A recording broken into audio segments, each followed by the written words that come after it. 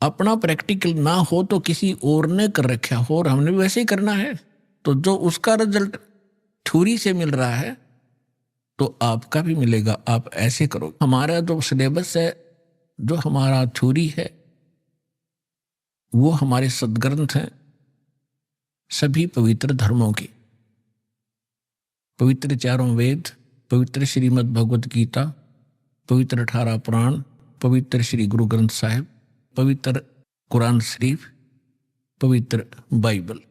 पवित्र बाइबल जो है 3 पुस्तकों का संग्रह है, 3 पुस्तकों, जबूर, इंजिल, तौरात, कुरान इनसे अलग है। तो ये पवित्र जो सदग्रंथ हैं ये हमारा आधार है भगवान को पहचानने और जानने का। तो इसी के आधार से और इससे हटकर जो विशेष ज्ञान है जो स्वयं परमात्मा के द्वारा दिया गया है, प्रभु दत्त है, वो है सच्चिदानंद घनब्रह्म की वाणी, यानी कबीर वाणी, कबीर शब्दावली, कबीर सागर, कबीर बीजक, कबीर दोहावली, और उसके साथ साथ उन महापुरुषों के एफिडेविट रूप अमर वाणी जिनको परमात्मा मिले, जिन्होंने अपना प्रैक्टिकल उसमें लिखा, अनुभव लिखा है। आदरणीय धर्मदास साहिब जी, आदरणीय मुलुकदास साहिब जी, आदरणीय नानक साहिब जी, आदरणीय दादू साहिब जी, आदरणीय गरीबदास साहिब जी, गांव छुरानी जिला जज्जर हरियाणा वाले, आदरणीय गीसा दास साहिब जी, गांव खेखड़ा जिला बागपत उत्तर प्रदेश वाले, इन महापुरुषों के अमर ग्रंथ हमारे पास विद्यमान है। इनकी अमर वाणी जो एफिडेविट रूप में है कि हमने भगवान देखा, भगवान ऐसा है, उसका ये नाम है, और वो यहां भी आता है और सतलोक में भी वही कंट्रोल करता है। तो उसके बाद हम आगे बढ़ेंगे, तभी हम भक्ति में सफल हो पाएंगे। तो पुण्यात्माओं, आज से 600 वर्ष पहले परमेश्वर आए थे और परमात्मा चारों युग में आते, चारों युग में संत पुकारे, को के कहा हम हेल रे, हीरे माणिक मोती बरसे, ये जग चुगता डेल रे।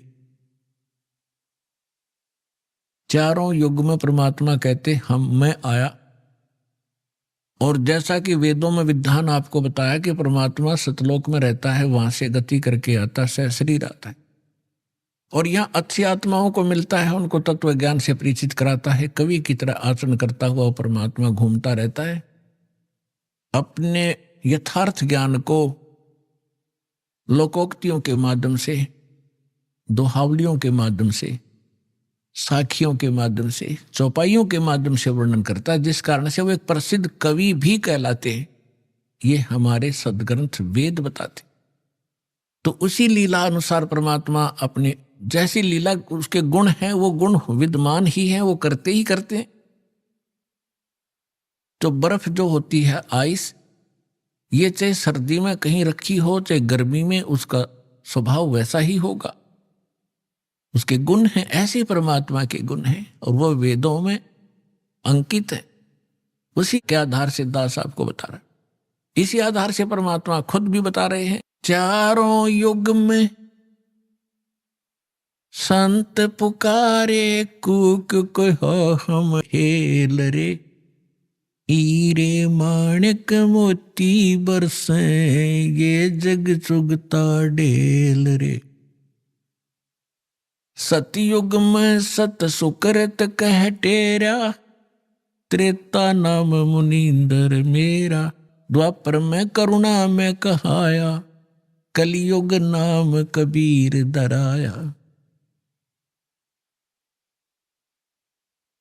मात पिता मेरे कछु नाही, ना मेरे घर दासी, जुल्हे का सुत आने कहाया, ये जगत करे मेरी हासी। परम पिता परमात्मा ने बताया है कि मैं चारों युगों में आता हूं, अपना यथार्थ ज्ञान करवाता हूं, लेकिन जिस समय आप यहां सतलोक से बिछुड़कर मेरे से आए, उसी दिन से आप बहुत दुखी होने लगे और काल भगवान ने आपके ऊपर त्रिगुणमयी माया का इतना प्रभाव कर दिया, आप भूल गए अपने मूल स्थान को। आप इसी रंग में रंग गए, इसी प्रोसेस को, जन्म और मृत्यु को, गधे कुत्ते बनने को आपने अंतिम मान लिया, क्योंकि आपके पास कोई विकल्प नहीं रहा, आपके पास कोई दूसरा ज्ञान नहीं था। ये अज्ञान आपके हृदय में ठोक ठोक कर भरवा दिया काल भगवान ने। जिस समय आप यहां सतलोक से बिछुड़कर मेरे से आए, उसी दिन से आप बहुत दुखी होने लगे और काल भगवान ने आपके ऊपर त्रिगुणमयी माया का इतना प्रभाव कर दिया, आप भूल गए अपने मूल स्थान को। आप इसी रंग में रंग गए, इसी प्रोसेस को, जन्म और मृत्यु को, गधे कुत्ते बनने को आपने अंतिम मान लिया, क्योंकि आपके पास कोई विकल्प नहीं रहा, आपके पास कोई दूसरा ज्ञान नहीं था। ये अज्ञान आपके हृदय में ठोक ठोक कर भरवा दिया काल भगवान ने। अपने आत्माओं, अब 3 युगों के अंदर जीव पार कम होते हैं और चौथा युग जो कलयुग आता है, और उस कलयुग का भी ये प्राइम टाइम है। इसको बिचली पीढ़ी कहा है परमेश्वर ने। परमात्मा ने कलयुग को 3 चरणों में बांटा है। प्रथम चरण वो है जो परमेश्वर स्वयं आए थे, और ये बिचली पीढ़ी है, इसको दूसरा चरण है।